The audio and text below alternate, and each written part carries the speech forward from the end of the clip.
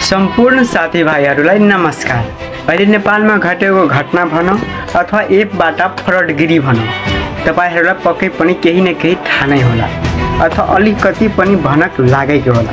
केही पनि थाहा छैन भने म आज यही एसएमसी एपको बारेमा तपाईहरूलाई फुल डिटेल भन्ने कि कसरी हाम्रो नेपालका मानिसहरू लगभग 15 लाख मान्छेहरू भन्दा माथि छ,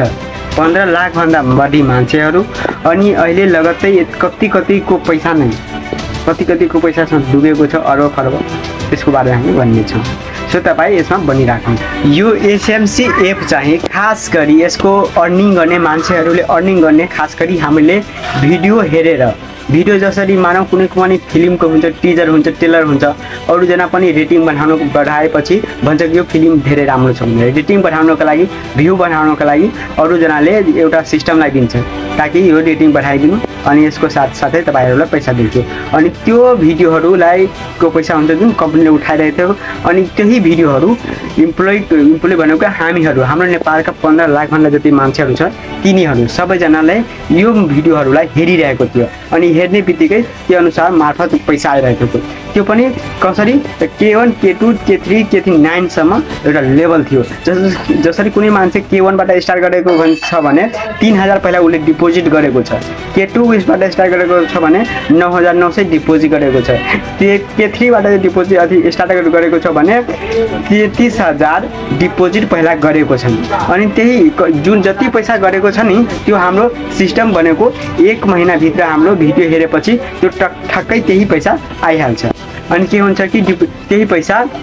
हामीले विड्रो गर्न मिल्छ मजाले। अनि यति योभन्दा पहिला धेरै मान्छेहरू विड्रो गरिरहेको थियो, लेकिन अहिले लगत्तै हाम्रो अहिले भन्यो कि 1 वर्ष पुगिसक्यो, 1 वर्ष पुगिसक्यो अनि नेपाल सरकारले ट्याक्स मागिरहेछ। जुन यसका ग्रुपका जुन एडमिनहरू थियो उनीहरूले सबैभन्दा मेन एडमिन भनेको अन्ना नाम थियो, अन्ना नामको एउटा गर्ल थियो, त्यो ओनर भनौँ हैन। त्यो ओनरले के भन्नुभयो कि हाम्रो नेपाल सरकार छ त्यहाँले भन्यो कि ट्याक्स दिनको लागि त्यो पनि कति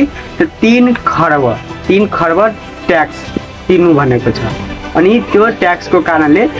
यो ट्याक्स तिर्नु छ, यो खनि 3 दिनभित्र तपाईँहरू तिर्नु हैन। सबैजना जति जसरी K1 को छ भने 840-50 जति मानौ, K2 बाट छ भने 27-28 जति मानौ हैन, 22-23-25 सम्म, K3 को छ भने यति लगतै 5,000-4,000 हैन। यस्तै लगतै हाम्रो K9 सम्म सबै लेभल अनुसार सबैको ट्याक्स तिर्नुपर्छ। त्यो सबै इम्प्लोइ आफै आफ्नो पैसा आफै तिर्नु हैन, त्यसरी भन्नुभयो। अनि त्यसका साथसाथै हाम्रो पैसा जुन हामीले भिडियोबाट वाच गरेर गरेको थियो नि त्यो हाम्रो सबैको एकाउन्टमा आफै डिपोजिट भएको थियो। त्योभन्दा धेरै पैसा डिपोजिट बढी नै छ, त हाम्रो विचारमा त्योबाट पनि काट्न सकिन्थ्यो तर त्योबाट काटेन। अनि हाम्रो लगतै 3 दिनको मात्र टाइम दिइरहेछ। यो पुरै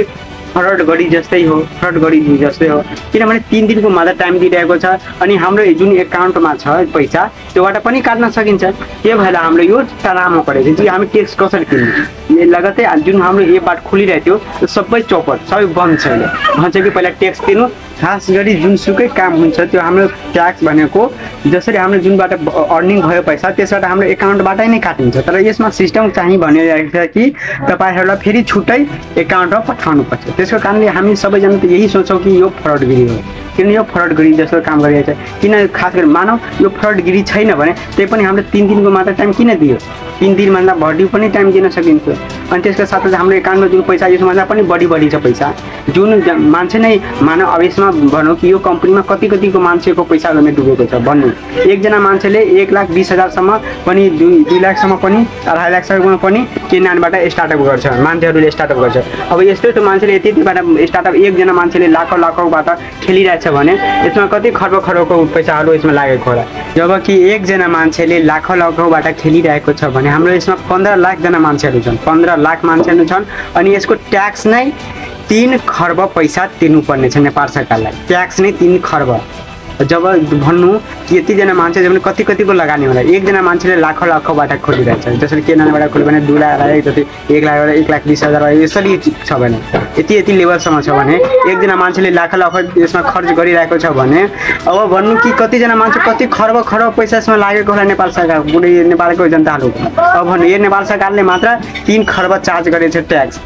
यदि यो फ्रड छैन भने हाम्रो जति ग्रुपहरू छ एसएमसीको तिनीहरू सबैमा मेसेज गर्न सकिन्थ्यो कि हेर्नु यो नोटिफिकेसन सरकारको गभर्नमेन्ट ट्याक्सबाट हाम्रो नोटिफिकेसन आएको छ यति गरिदिनु छ यसको स्क्रिनसट खिचेर पनि हाल्न सकिन्थ्यो अथवा कुनै पत्र नै आएको छ भने पत्रको फोटो खिचेर पनि पोस्ट गर्न सकिन्थ्यो अथवा कुनै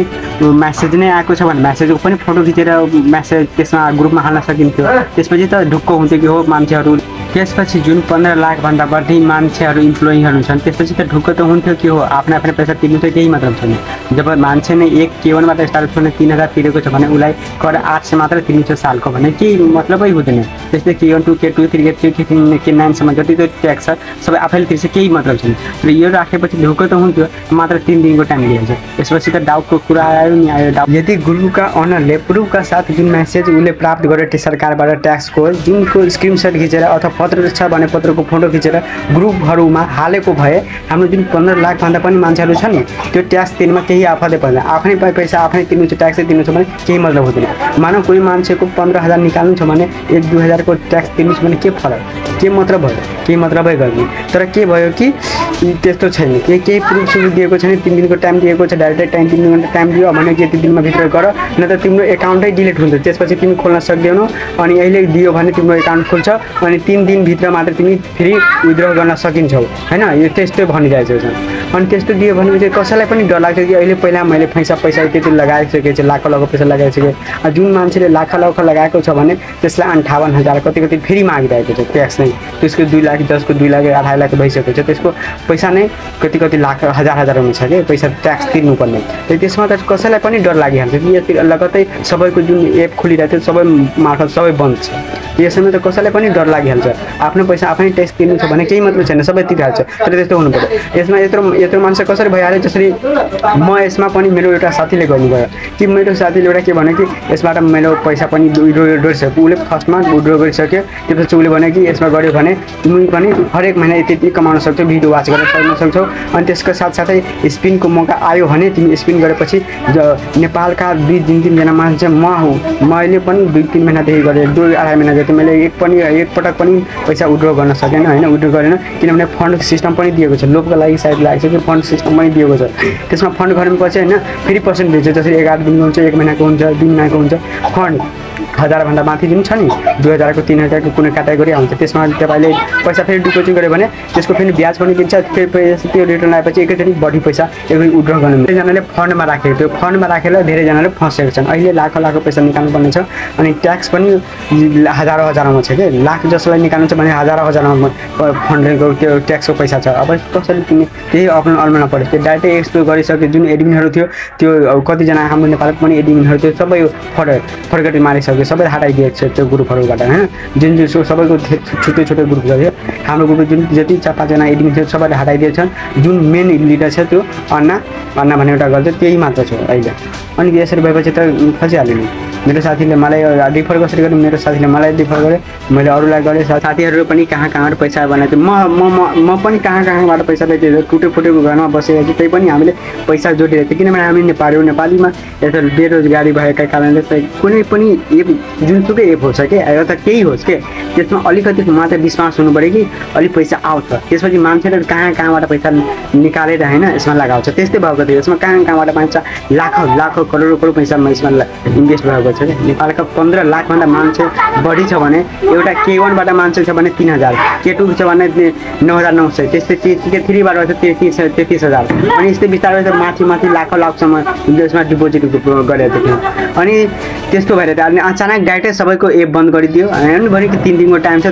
सबैजनाले गभर्नमेन्टको ट्याक्स दिनु नेपाल सरकारले यस्तो भनेको चाहिँ 1 साल हाम्रो भइसक्यो अब ट्याक्स दिनै पर्छ तिरेन भने तपाईको आइडीहरू ब्लक हुन्छ अब यस्तो भनिरहेछ भने सबै डर लाग्दो जस्तो कुरो छ किनभने यो भन्दा पहिला पनि फ्रड भइसक्यो त्यही पनि हामीले यसमा